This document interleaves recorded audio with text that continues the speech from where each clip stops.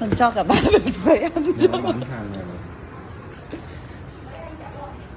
Cho cả ba bịch giấy ăn vào cái kênh.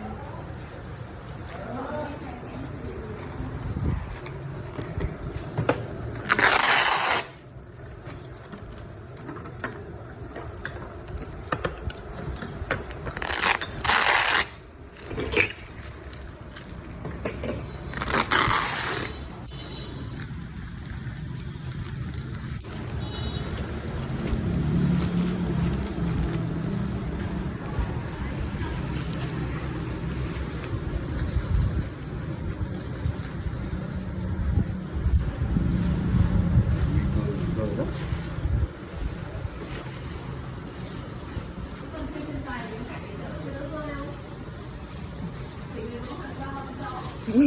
Thường khi bóc hàng ai đứng cạnh hay cũng mồm nữa.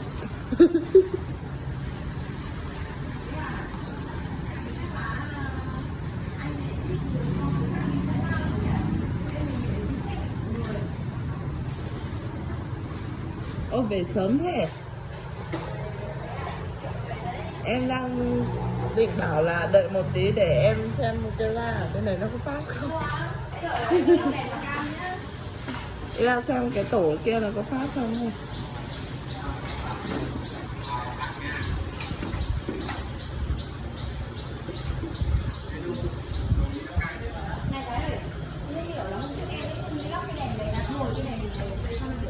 Bạn ốc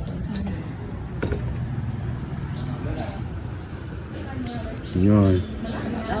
Bạn ốc rồi nhá.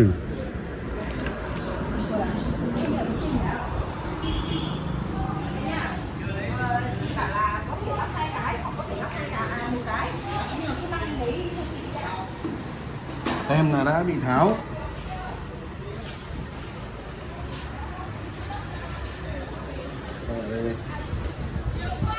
Tem rách rồi nhá.